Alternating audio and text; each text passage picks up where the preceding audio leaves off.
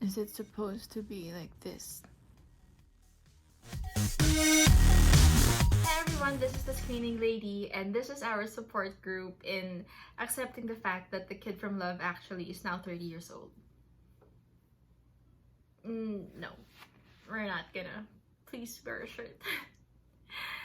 Hey guys, so today we're gonna be talking about The Queen's Gambit, which is a miniseries that came out on Netflix just maybe over a week ago, created by Alan Scott and Scott Frank. And it's set in the 50s all the way to the 60s.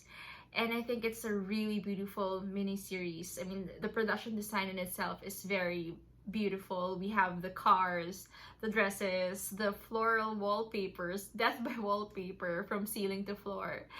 But I think who really stood out the most would be Anya Taylor-Joy carrying the whole thing till the end, basically. Except for the first episode, which, I want to give credit to the little girl who played Beth Harmon also. So the whole series centers around Beth Harmon, this child prodigy who rose up the ranks of, I want to say, the World Chessing Federation.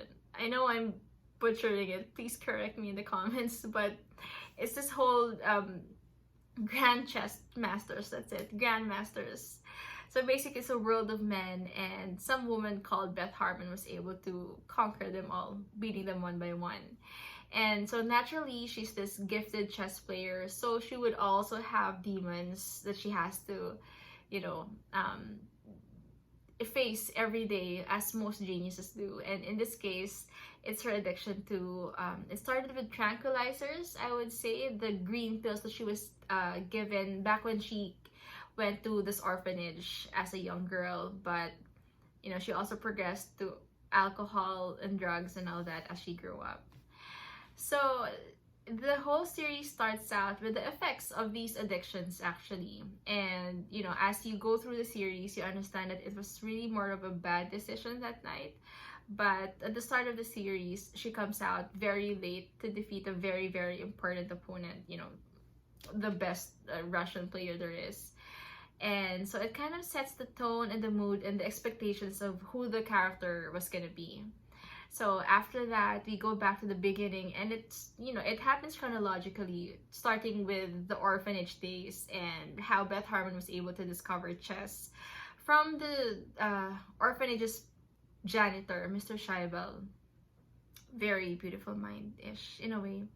So Mr. Scheibel is actually the first person who ever taught Beth how to play chess, and even as she got adopted and moved on with her life, he always supported and continued to support her. Actually, he was the one that gave Beth Harmon the $5 she needed to join her first ever chess tournament.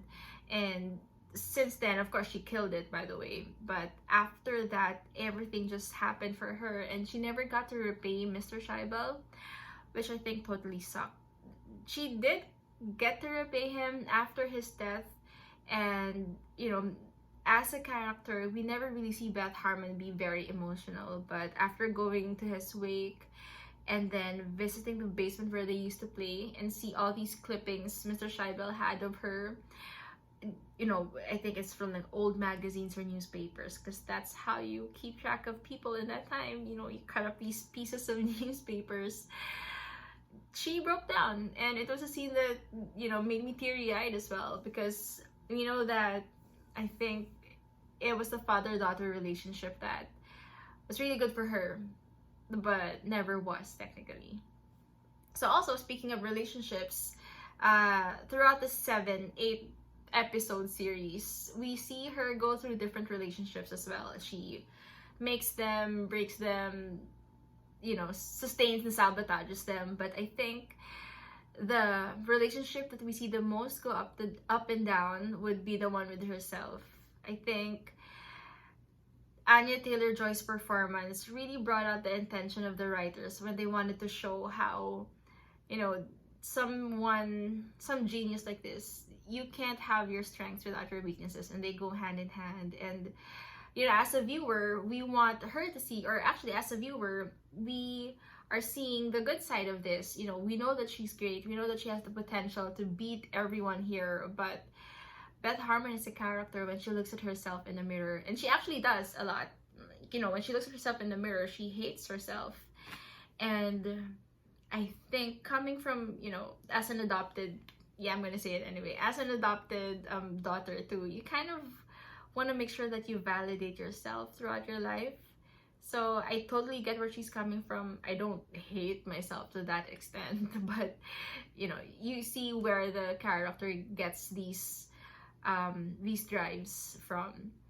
So how we came to understand it is that by herself, Beth Harmon self-destructs always, and it was with the help of her friends that she is equipped to be given the opportunities to be better and to be the best.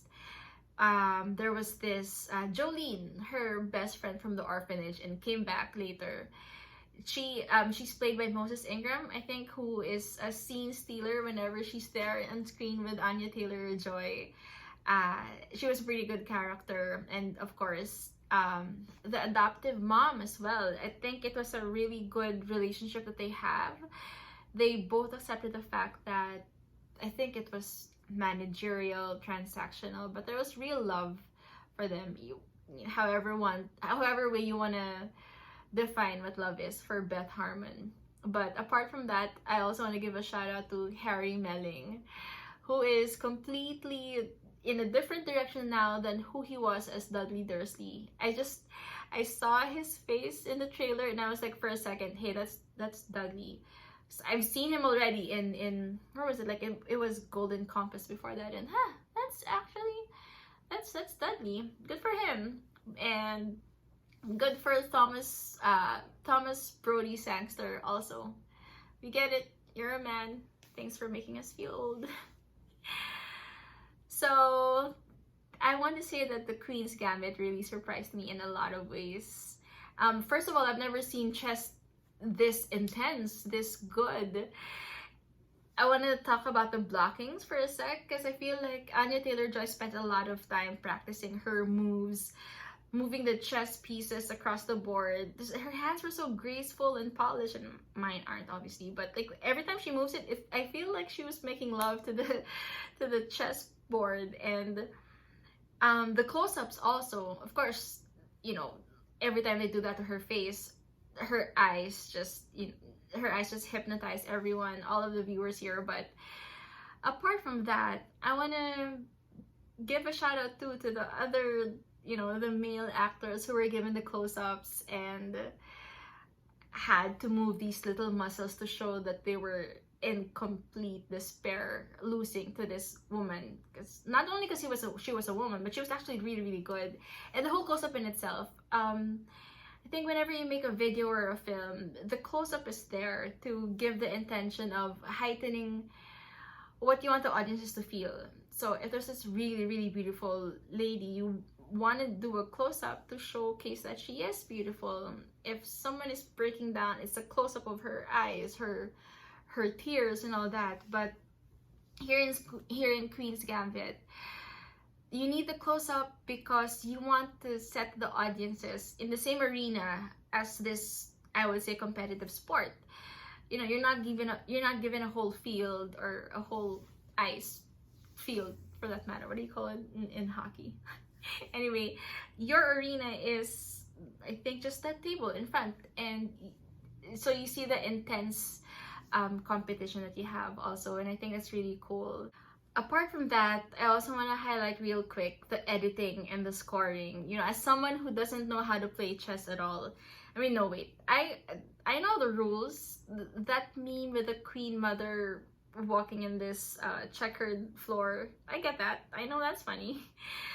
Apart from that, there's nothing else I know about chess, and we needed the editing and the scoring to make it very intense. And it's a shout out also, therefore, to Michelle Tesoro, who did the editing, and Carlos Rafael Rivera, who did the scoring. I think, if a film was a second grade project, I want to believe that editing and scoring helps with the storytelling. It's the glue and glitter of that project. And like I said, I've never seen any Harry Potter and the Philosopher's Stone. That was a pretty intense chess play also.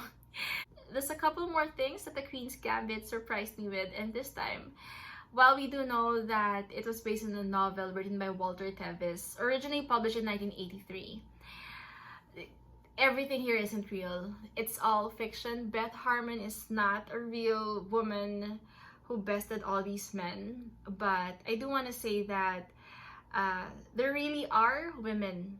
It's not Beth Harmon, but we've got Hao Yifan, who was a child prodigy at chess and the youngest female player ever to qualify for the title of Grandmaster at 14 years old. She's also the youngest to join the Women's World Chess Championship and currently just 26. Judith Polgar also is a Hungarian chess player who is regarded as one of the most popular and charismatic players in chess. International Master by 12, Grandmaster by 15, and the only woman to ever be ranked in the top 10 players of the world. Actually, when I type best female chess players in the world in Google, her name comes out number 1. She retired from the competitive chess scene in 2014 at 38 years old. So overall, I think Queen's Gambit was a very enjoyable afternoon. It was a well-spent day. Will I ever play chess? Probably not even after this, but we will all get used to saying Anya Taylor-Joy. I've only ever seen her in Split and that season in Peaky Blinders. I think she was also supposed to be in New Mutants. I know she was in The Witch. She got critically acclaimed for that, but I've never seen it. Maybe I will one day, but I'm looking forward to her career after this. So that's it. Thanks everyone for watching. Bye.